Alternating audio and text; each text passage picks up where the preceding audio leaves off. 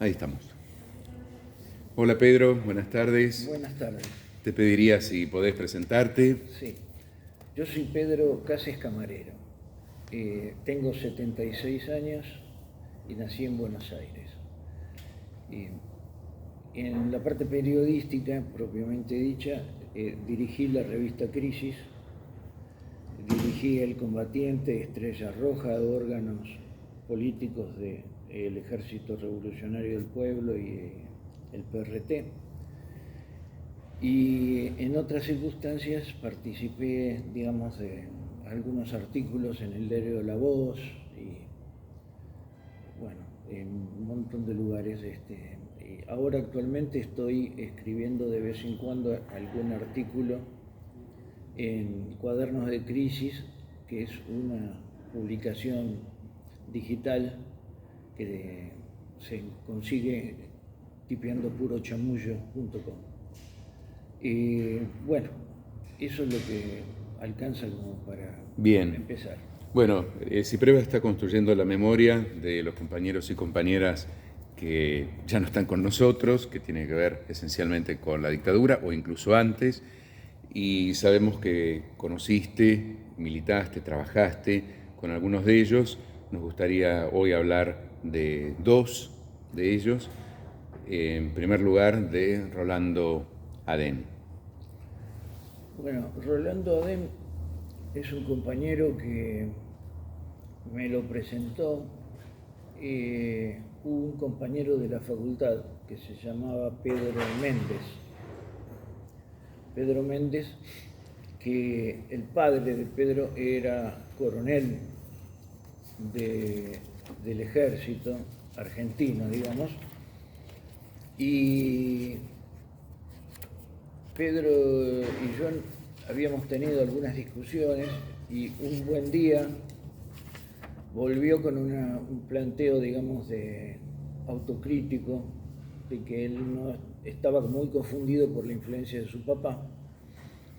Y en esa ocasión me presentó a su primo, que era Rolando Adén, que era la antítesis física de Pedro, porque Pedro era un tipo muy alto, rubio, de ojos azules, modelo Schwarzenegger, para darle una idea, y Rolando era un flaco bastante alto también, pero con pinta de árabe o así, ¿no?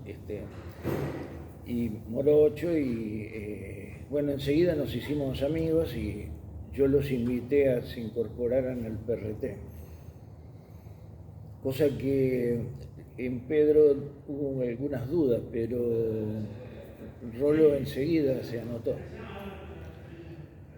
Y bueno, estuvieron un tiempo militando como simpatizantes. En ese momento se produjo un problema de tensiones fruto de la persecución de la dictadura, ¿no? Era la dictadura, en ese momento estaba la dictadura de Onganía, no me acuerdo si Livingston, creo que estaba Onganía todavía, o ahí empezó Livingston. No le dábamos mucha pelota porque era la misma dictadura. Bueno, ellos empezaron a militar un poco más con compromiso y se produjo la detención de Santucho en Santiago del Estero. Santucho lo detienen y al mismo tiempo se produce como una debacle general de las relaciones adentro del PRT, porque se cortan las conexiones organizativas con las regionales, entre las distintas regionales, en Tucumán, Buenos Aires, en fin. Entonces nos quedamos militando prácticamente solos en Capital. Y un poco por decantación, por falta de conexiones, quedé yo como responsable por un tiempo. y decidimos ver si lo podíamos sacar a Santucho de la comisaría en que estaba preso, que era en el Santiago del Estero, pero en el campo. Era una comisaría que era una casita en medio de la nada, campo bien. Entonces, con el auto del coronel Méndez, los dos compañeros que conocían bien Santiago del Estero, porque Rolando tenía familia ahí en Santiago, que no sé quién sería, nunca pude saberlo, ¿no? Y Pedro había estado viviendo en Tucumán, que para nosotros desde Capital quedaba a la vuelta, aunque en realidad es lejísimo, ¿no? Bueno, y se agarraron la F-100 del coronel, una F-100 primorosa nuevita, y se fueron a Santiago del Estero con unos prismáticos que también eran del coronel a espiar la comisaría. Para lo cual había encontrado un algarrobo enorme donde se podían subir. Entonces habían presentado todo y en general, como eran muy jóvenes y entusiastas,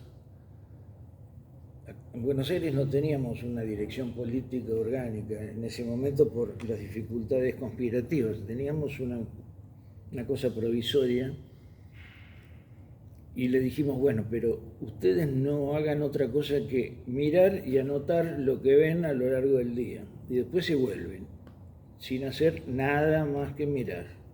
Sí, claro, bueno.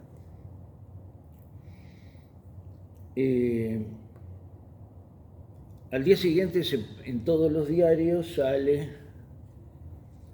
intento de rescate de Mario Roberto Santucho en la comisaría, en todos los diarios. En televisión también salió. Trasladan a Santucho a Tucumán. Como a la tarde del día siguiente llegan Rolo y su primo Pedro con los ojos abiertos y jurando sobre la Biblia de que ellos no habían sido. Y lo que contaban era que mientras ellos estaban pispeando a una prudente distancia de 1,5 cuadras con los prismáticos, habían aparecido 2 autos cargados con 8 personas, que era una cantidad importante de personas, que salieron de los autos, miraron un poco los alrededores y se mandaron adentro de la comisaría. Y cuando se mandan adentro de la comisaría, en vez de entrar por la puerta principal, intentaron entrar por la puerta de atrás de la comisaría. Y la comisaría tenía un criadero de Rottweilers atrás. Y había como 10 Rottweilers que empezaron a masticar a los compañeros estos que intentaron sacar a Santucho. Entonces, el primero, segundo mordisco, el tercer mordisco, sacaron las armas y empezaron a matar Rottweiler. Salieron policías y empezaron a matar a los policías. Y la cuestión es que huyeron, se subieron a los 2 autos y se fueron. Entonces, prudentemente y siguiendo las instrucciones que tenían, nosotros no les creíamos una mierda, ¿viste? Porque era una casualidad loca. Pero efectivamente, el partido había mandado un grupo de cuadros políticos a Cuba, donde estuvieron haciendo cursos de guerrilla y acciones militares, qué sé yo. Cuando volvieron no tenían conexión de ningún tipo porque el compañero que tenían que tocar estaba preso. Entonces se enteraron por el diario de que Santucho, igual que nosotros, que Santucho estaba en la comisaría perdida esa y ni siquiera se tomaron esto me lo enteré muchos años después, ni siquiera se tomaron el trabajo de fijarse. Se robaron 2 autos en Córdoba, se mandaron a Santiago y hicieron ese lío de los Rottweiler, que no tuvo consecuencias de ningún tipo, porque nadie murió, ¿no? Bueno, no sé si algún Rottweiler, pero digamos, los policías no lograron pegarles ni un tiro. Y ellos tampoco le pegaron un tiro a los policías. O sea, un tiroteo de 5 o 10 minutos donde se cruzaron, qué sé yo, 50 tiros. Una gran eficacia de puntería. Bueno, luego, al poco tiempo, aparecen los compañeros estos en una conexión de seguridad. O sea, a través de los Tupamaros nos dieron de vuelta la punta con ellos. Y estaba el flaco Pujals, que felicitó a los 2 simpatizantes que habían ido hasta Santiago del Estero y qué sé yo. Pero dice que mordieron los Rottweiler fue a él, que intentaron sacar a Santucho de ahí. Mientras estábamos reorganizando Buenos Aires, se produce una segunda fuga de Santucho, que se hizo llevar al hospital porque comió ácido pícrico y el médico diagnosticó que tenía una ictericia gravísima. Lo internaron en terapia en el hospital y increíblemente Santucho convenció al enfermero de que escaparan juntos y se escaparon. El enfermero policía, digamos. Así que apareció en Tucumán en la reunión donde estaban discutiendo cómo sacarlo, ¿no? Bueno. Así que bueno, todo esto parece largo de contar, pero en realidad ocurre a lo largo de semanas, nada más. A Rolando creo que lo mandan a una tarea de distribución del Combatiente. Y Pedro Méndez lo perdí de vista. Así que se puede decir que yo lo incorporé a Rolo al PRT. Y luego, claro, me meten preso, estuve 2 años.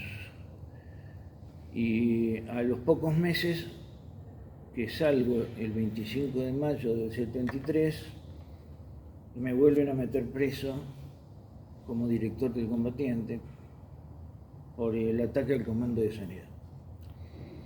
Así que esa es la historia con Rolo.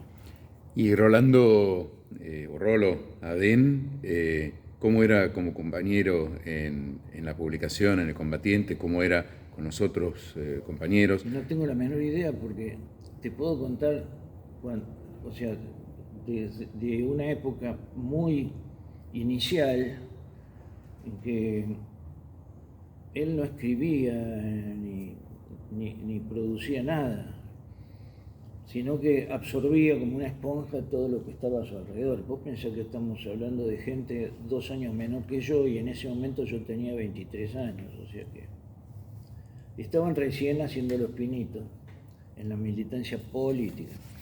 En la militancia social, más al estilo, digamos, en la época que él era estudiante, yo no me acuerdo de qué estudiaba, participaba de las movilizaciones y esas cosas. El que parecía más aguerrido era el primo, Pedro, que también se incorporó al PRT y desapareció en la época de la dictadura de Videla. Pero el que tuvo cierta actividad en lo que se refiere a la parte periodística fue Rolo. Me contaron que después sí empezó a adquirir cierta soltura para escribir. En esa época era frecuente que uno escribiera artículos que finalmente no firmaba, sino que eran sin firma o firmados por alguien al que vos le escribías el artículo, ¿no? Y que tenía lo que se llamaba el capital simbólico Pero lo perdí de vista y nunca más lo pude ver, ni siquiera en el breve lapso del 73 en el que estuve en libertad. Yo traté de ver a algunos compañeros en esa época porque, claro, nos parecía un abismo de tiempo, pero en realidad eran 2 años, 1 año y medio, tiempos así. Para ahora es una especie de chiste, pero en aquella época, cuando vos tenés 23, 24, 25 años, perder de vista a una persona por 2 o 3 años te parece una eternidad.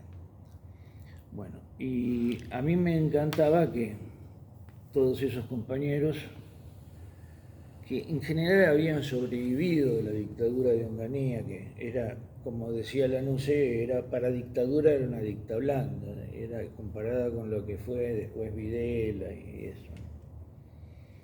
Pero con el caso de Rolo no tuve oportunidad. ¿En algún otro medio sabía que había colaborado del partido, aparte del Combatiente?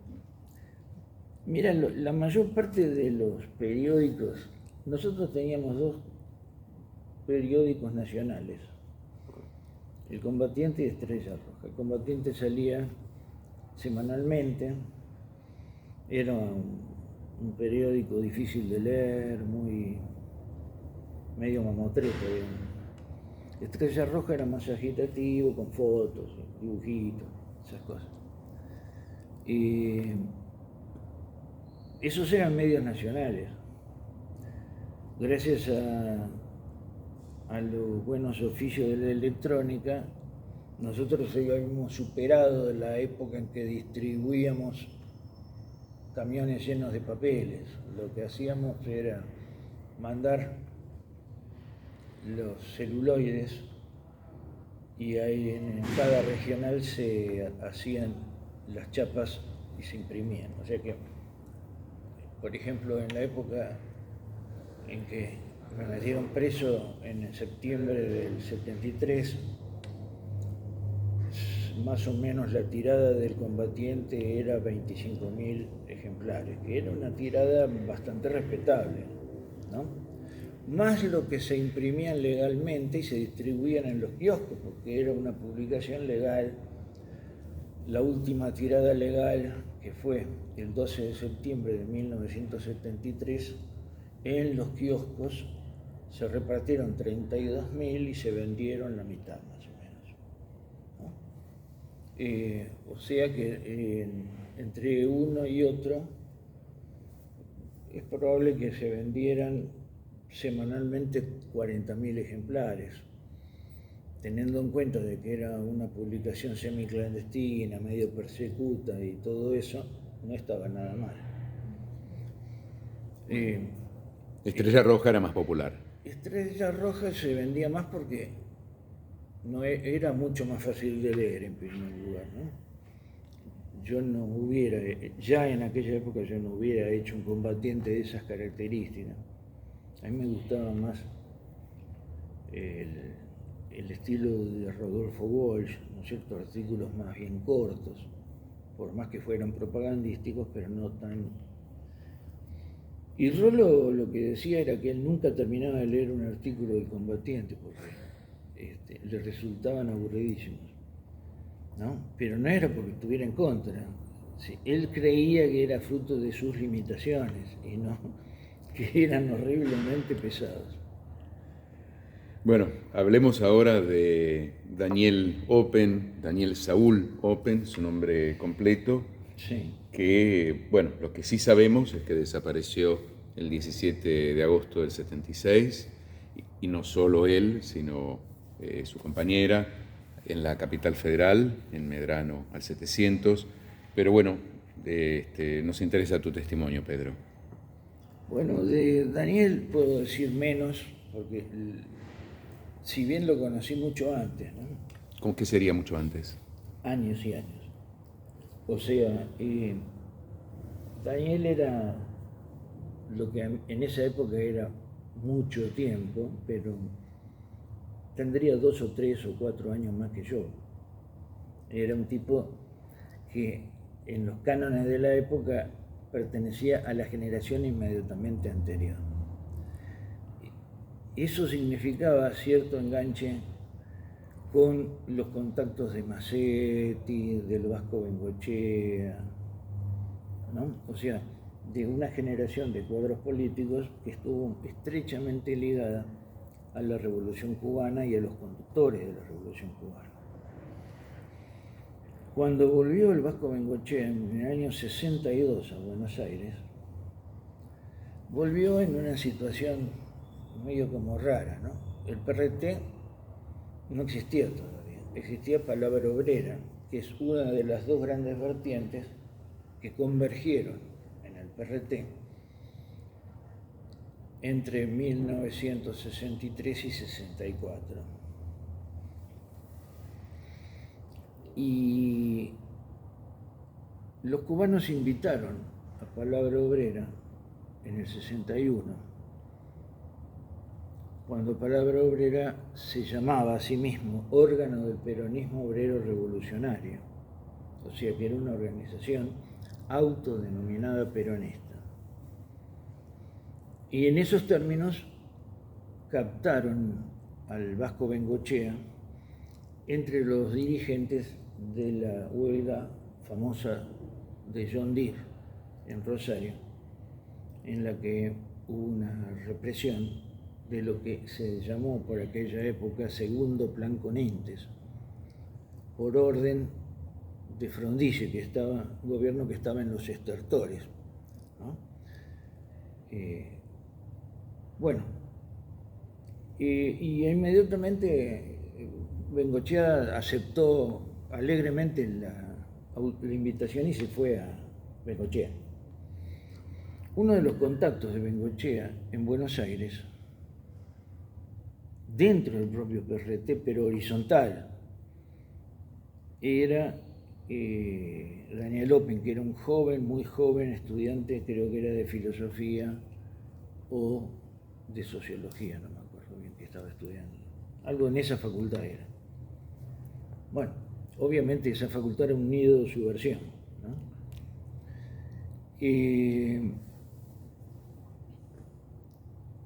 Yo estaba estudiando farmacia y había entrado muy joven a la facultad, recién cumplido de los 17, o antes creo, pero bueno, más o menos, en esa época de mi vida. Y yo le tenía muchísima admiración a los compañeros de filosofía y de sociología que andaban ya en un estado de marxismo más aclimatado, ¿no? Eran gente que leía, qué sé yo, a Sartre, a Simone de Beauvoir. Las chicas eran feministas, que era algo insólito en esa época. Bueno. Y uno de estos muchachos era Open. Y Open, el primero que escuché que me planteó con un poco de mirada crítica el tema de que por qué Palabra Obrera, que era una organización marxista,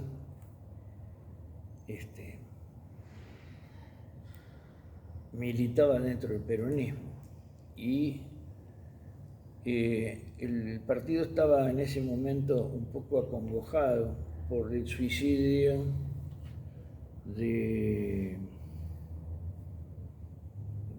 uno de los teóricos, que también era de sociología o así, o de ciencias económicas, sí, que había inventado toda la teoría del entrismo en el peronismo, incorporando la idea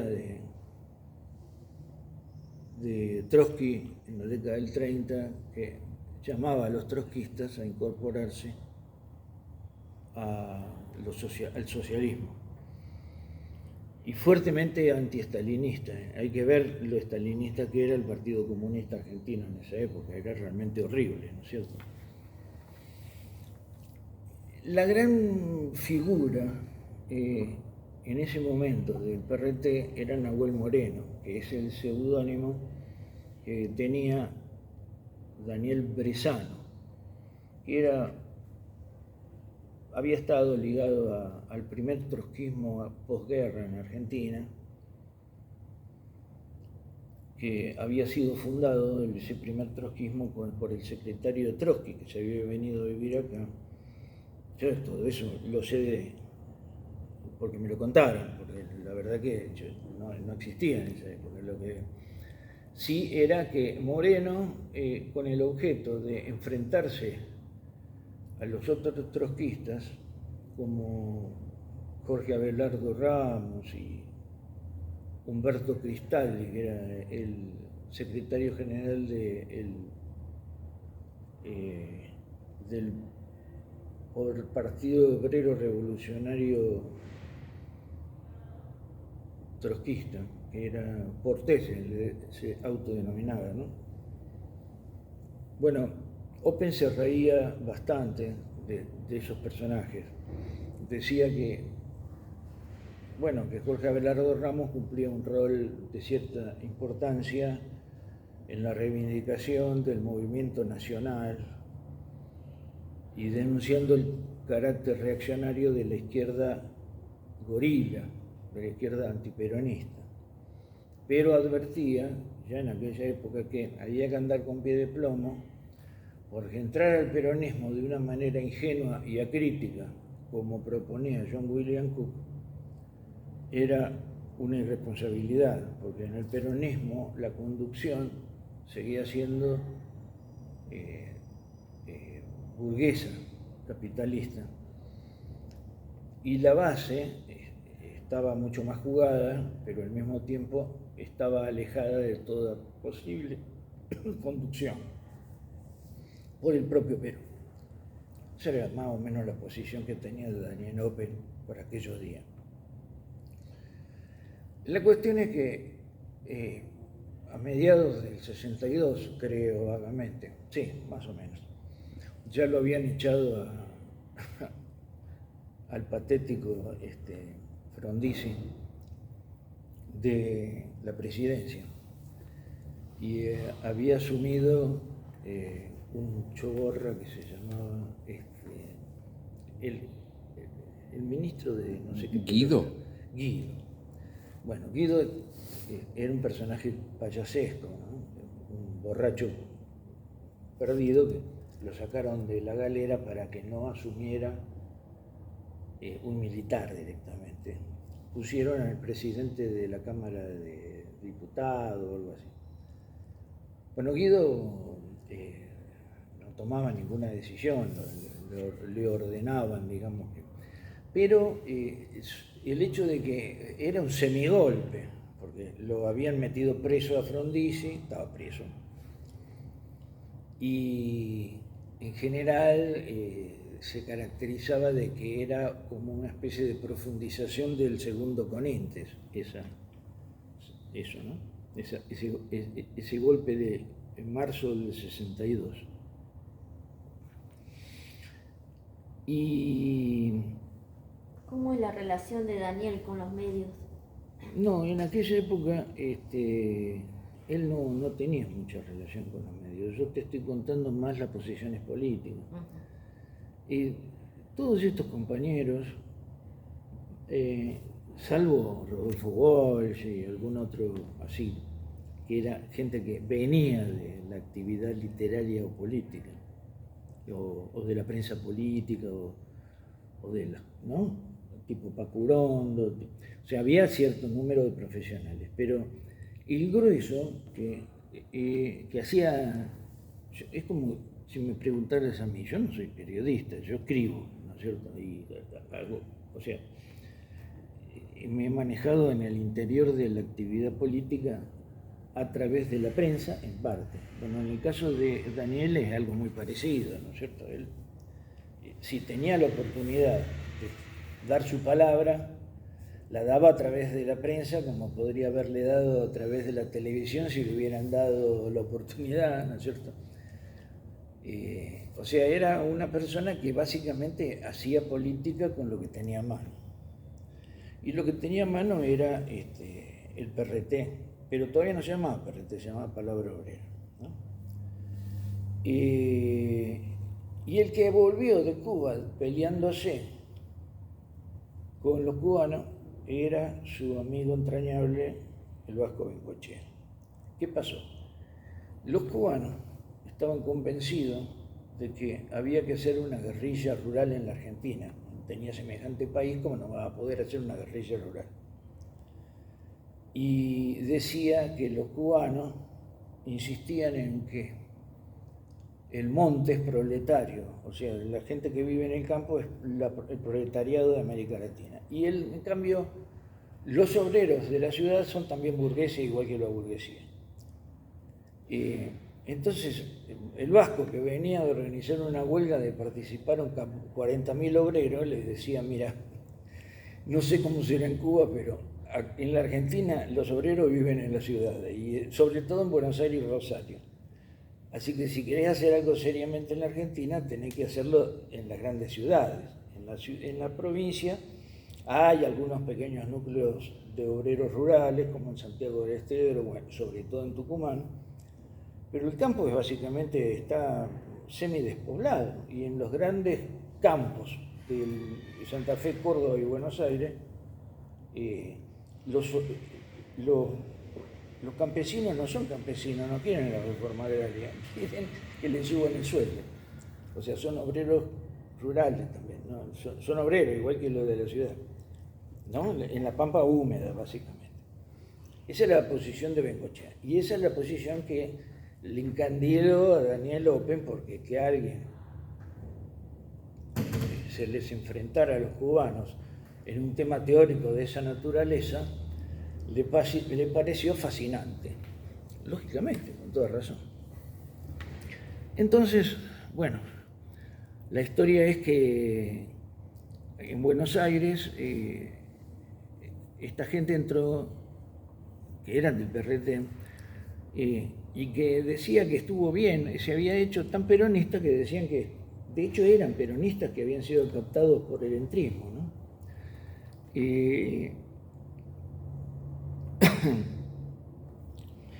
Que había que seguir en el camino que había llevado a que importantes dirigentes sindicales de la burocracia peronista, como Timoteo Bandor, habían pasado por el PRT, por la escuela de cuadro del PRT, ¿no? Que era una buena actitud. Lo que pasaba era que, bueno, en algunos casos los burócratas se convertían en gente de ultraderecha. Pero, por ejemplo, el pacto Perón-Frondizi justo se había realizado en el local clandestino del PRT. O sea que era, en el fondo el entrismo era medio como